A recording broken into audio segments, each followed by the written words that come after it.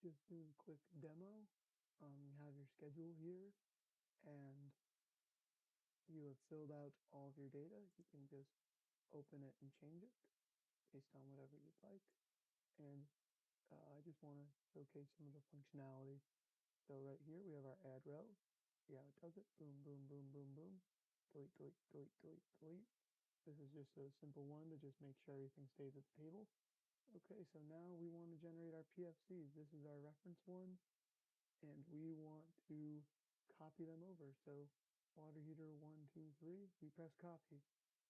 Okay, so now it's all copied. What do we want to do? We want our name on based off of this tag information.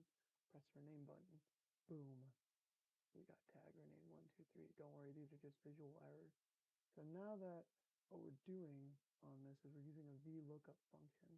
Now that we've copied and renamed all the sheets, we want to update all the values, because right now this is just the only thing that's different is that water heater number 2 is renamed, the sheet's just renamed, but the update values aren't.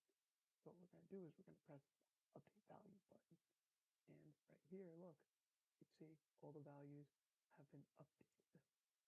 So now that we've done that, this is a button that I could do called hide unused. So if you don't have stuff that you're using and you don't really care about, let's say the recovery rate.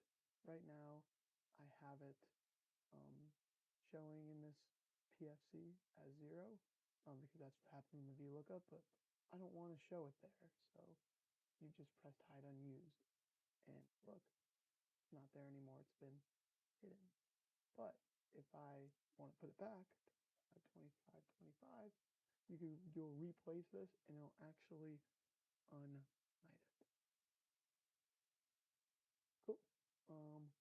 Definitely a little bit sensitive with all the macros written, but I think that this will really help and will be really good, especially for equipment, and will make our day a lot better. All right, take care, and I'll see you in the next one.